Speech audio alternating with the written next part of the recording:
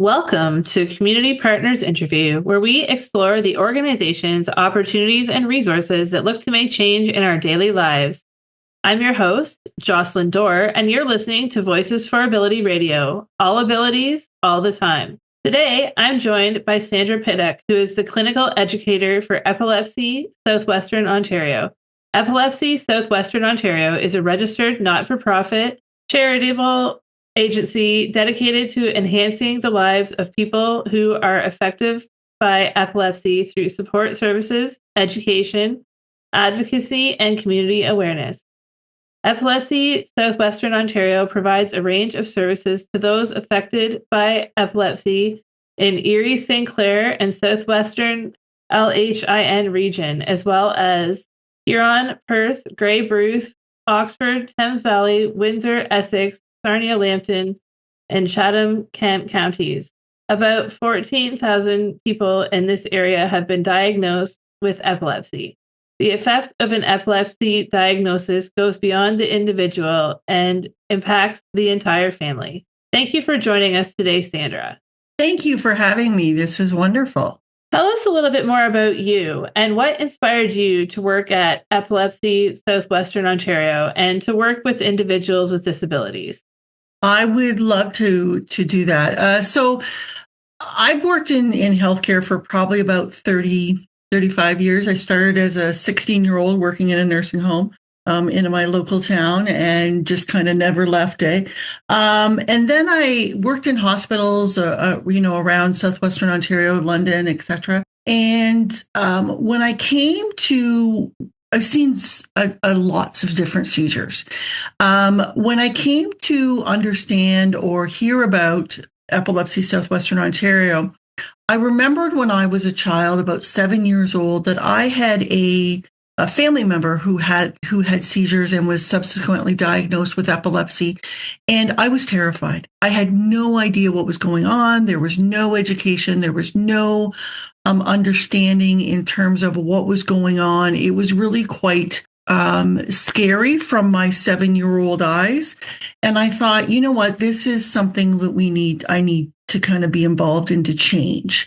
And so I started working with Epilepsy Southwestern Ontario probably about 8-9 years ago, and love what I do because I'm able to kind of chat with people and talk to them about what does a diagnosis mean? What did you hear in the clinic? Now, how are we going to live with it? And then we kind of go from there. Can you tell us a little bit about epilepsy? So epilepsy is a neurological disorder. It really is where you've been diagnosed with two unprovoked seizures. So we know that anyone can have a seizure. In fact, 1 in 10 of us will have a seizure in our lifetime. But normally, most of those are provoked. So either you have a fever and you're under the age of 5, or you're diabetic and your blood sugar is out of whack, or you're on drugs or alcohol and coming down hard, or sometimes people just have one and it's unprovoked and we really don't know why. Once you've had two, or if you've had one and there's kind of some red flags with that particular seizure, or you have another diagnosis that sometimes comes along with epilepsy, then they look at whether you have epilepsy. And so two unprovoked seizures or the red flags in the first seizure. So we know that about 1 in 100 people can have epilepsy.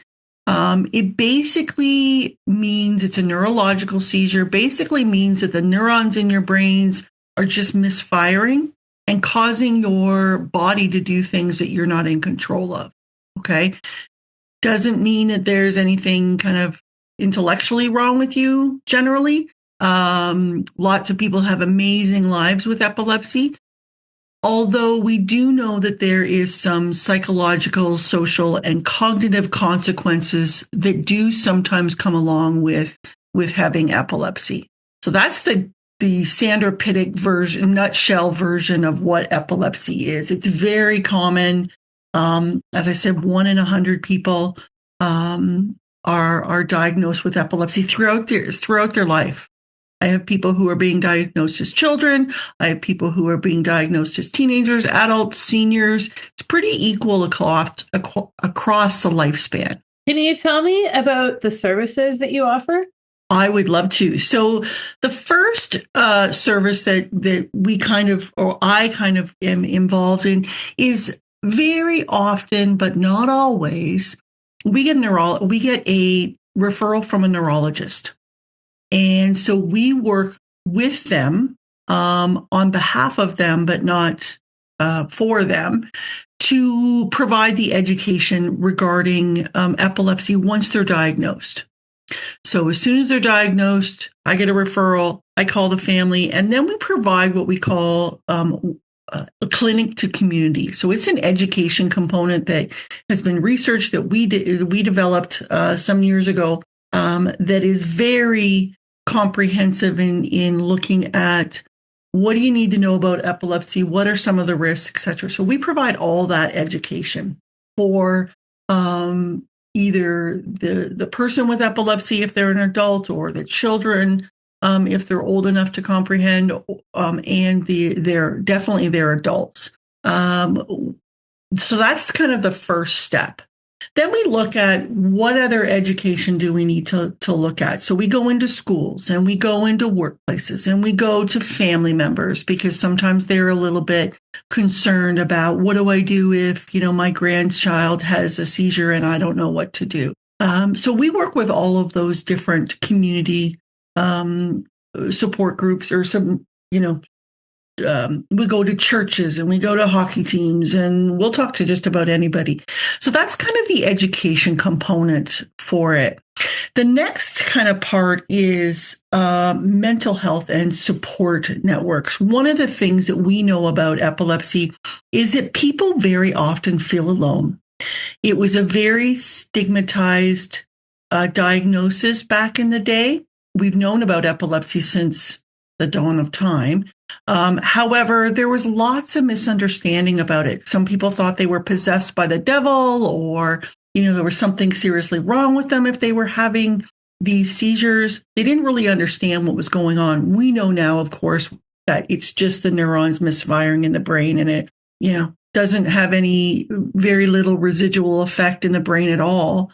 But it can be quite unnerving or scary if you don't really know what's going on. So we know that people feel very much alone, and very often I predominantly work with pediatrics. So I work with families and parents, and they very much feel like they're the only ones going through. So we have a number of support groups, and we peer-to-peer, we set them up with other programming that we have. We also know that depression and anxiety is a huge part of, not a huge part, it's a part of what people are dealing with when they also have epilepsy. It's the statistics are a little bit higher than just, I have this disability and I'm anxious about it. It's more integral than that. And even children who can't comprehend at all what, the fact that they've lost their license or whatever, they don't have any of those kinds of thoughts, still seem a little bit sadder or, anxious about things. So we definitely offer some depression and anxiety programming in our mental health and support kind of category. The final thing is definitely system navigation, and helping people with resources, and helping people, access, because healthcare is hard and it's confusing, and sometimes it's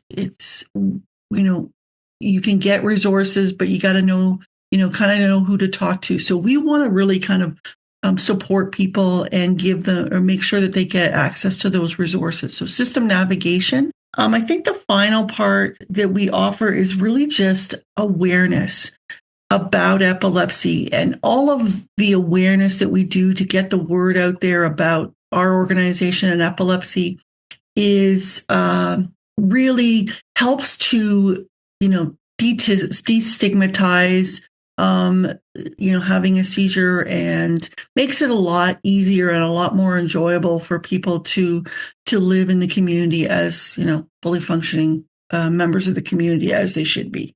Can you tell me about the HOPE Awards and what they're all about?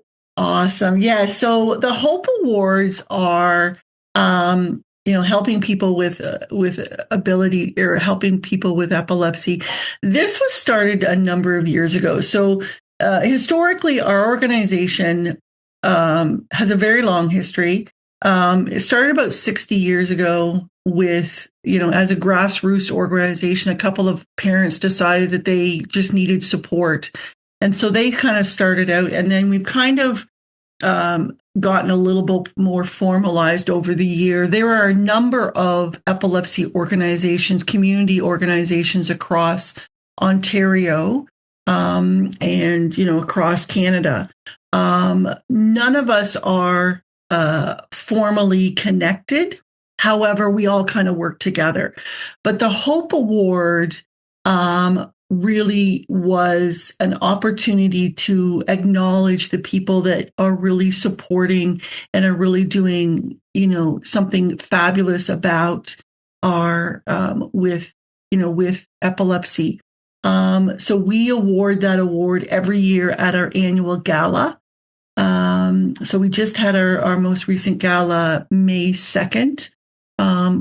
And it's in London, because that's the District Epilepsy Center, where a lot of the epileptologists are kind of located. So that's kind of where the center of where the organizations start. Although, as you mentioned, we do cover a number of the municipalities and the counties in southwestern Ontario, what normally used to be called the Erie, St. Clair, and Southwest Linds.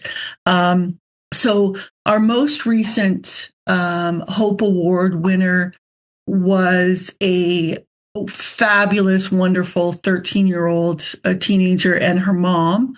And this isn't on our website yet, because we haven't quite got there yet. But she does education in the school on her own and with us.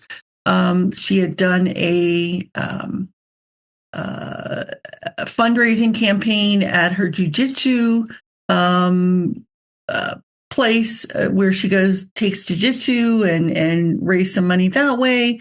And then her mom was also really helpful with us in participating in one of our programs that we have as a co-facilitator that focuses on depression and anxiety for caregivers. Because as a caregiver, she could really speak to people, and so that was the most recent award that was given out. So it's really just an award over the years to really highlight some of the wonderful members of the community that participate with us and support the work that we do. Are there any restrictions to the services at Epilepsy Southwestern Ontario, such as age or caregivers or family members only, things of that nature? No, not at all. We will, I jokingly say that I will talk to anyone. Obviously, I'm not able to kind of share particular clients' personal health information. We are, protected by that. The only restriction that we really have at this point, and it's one that many charities are concerned about right now, is funding. We are not at all government funded, and right now it's hard. And there are a number of, there's lots of people who need supports, and lots of amazing charities out there, nonprofits that are giving great services. And there's just not enough money to kind of, from the public, from a fundraising perspective. Sometimes we can get grants, but very often, some of the grants are saying, yeah, you should be funded by the ministry. You're giving clinical education.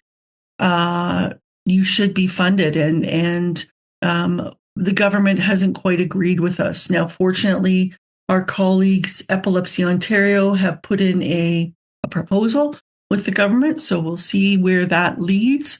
But it's just so that's really the only restriction. We have tried to make it very open to everyone. We are, driving is very difficult for some people with epilepsy. If you've had a seizure and are not stable, you need to be stable for at least 6 months to be able to get your license back, which is the most recent. And you have a neurologist say that you're under good control and not on a medication that makes you loopy. So transportation is difficult for people. So we do all of our services virtually.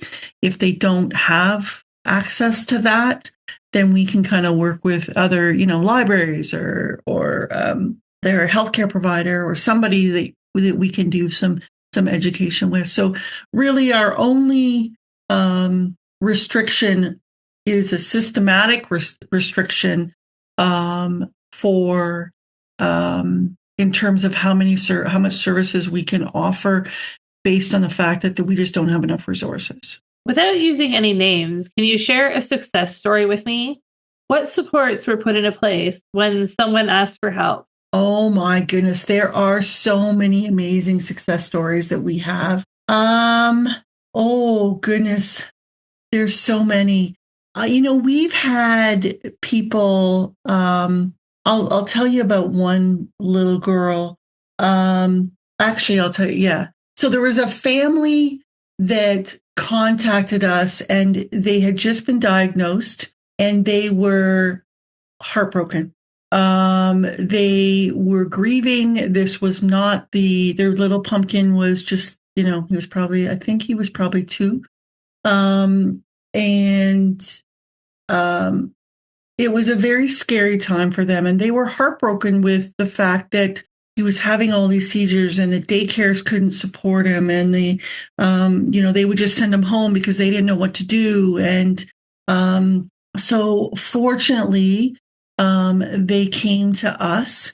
And that's really one of the other, I'll go back to your last question, Jocelyn. The other challenge we have is people don't know about us.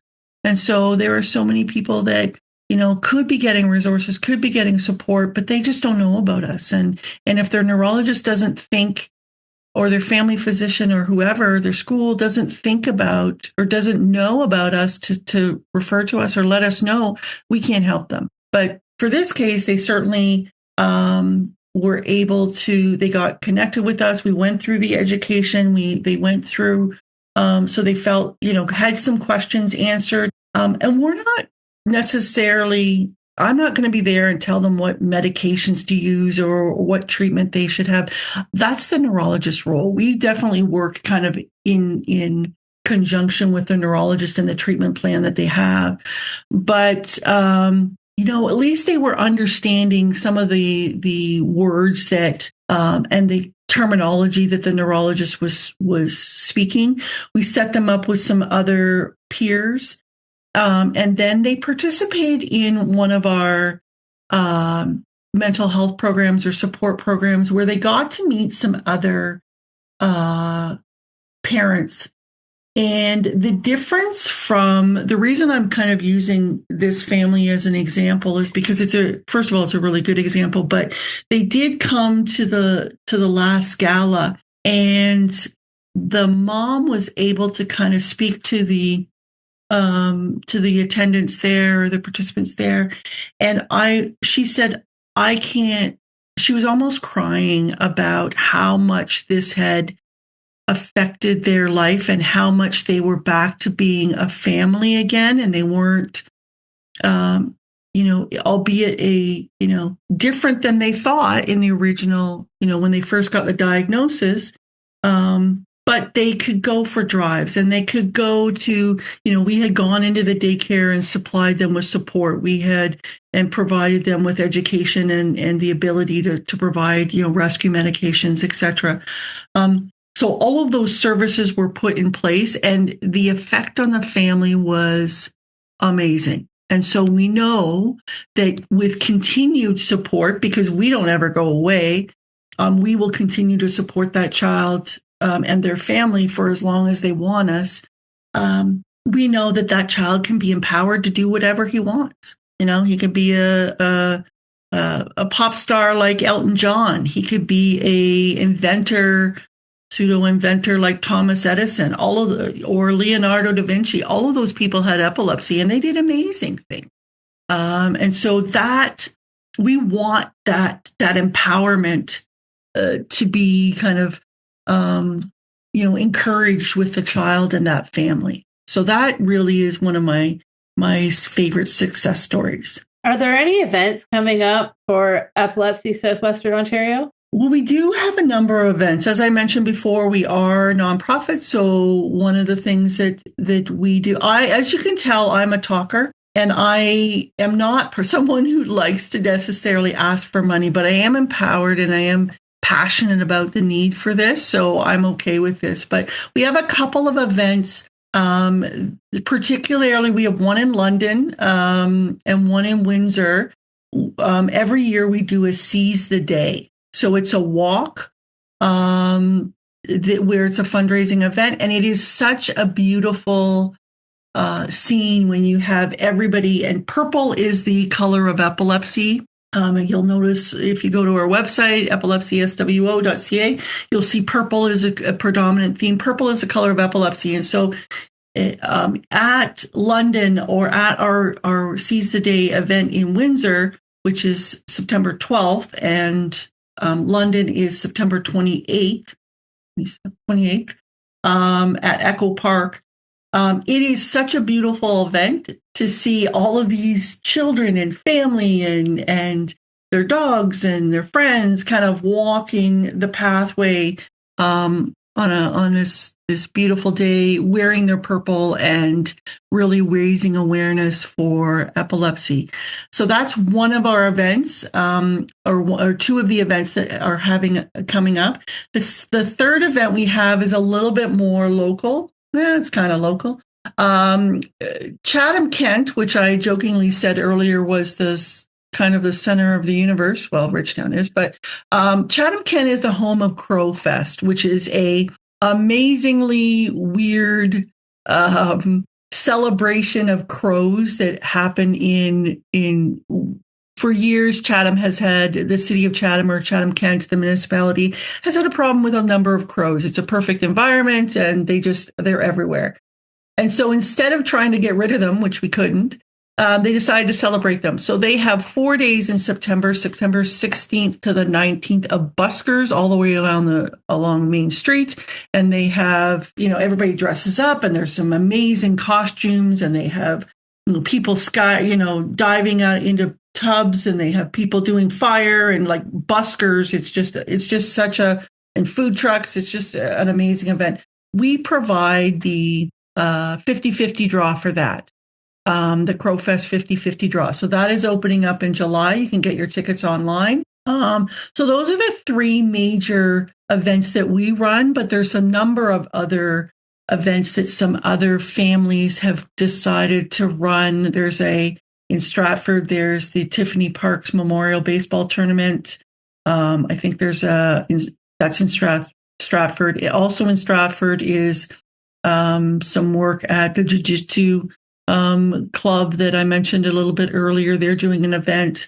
So lots of people kind of do events for themselves, and then donate the money to ourselves. But those are the ones the main three that we are looking at right now. What is one thing that you see happening over and over again to individuals with disabilities, and how do you think it could be stopped? Oh, that's a big question, Jocelyn. Big question. So one of the things that I see a lot, and I hate, I still am concerned about it, is people who have epilepsy and I can only speak at this point to people with epilepsy, not any other disabilities, because that's where I'm working right now, is the lack of support that they feel that they get, and the concern that they have that people are going to treat them differently, or that need to be afraid of them, or that they're weird, or that they're not valuable to members of society.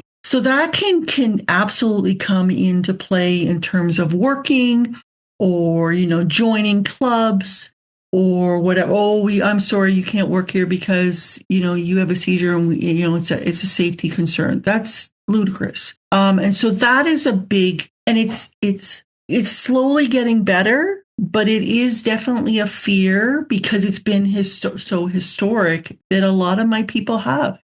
And so we work really hard to work with workplaces and schools and hockey teams and whoever we need to talk to just to provide education, because then they understand, oh, you know what, this is not really that big a deal. It doesn't even have to be a medical emergency if they have a seizure, if they have a diagnosis of epilepsy.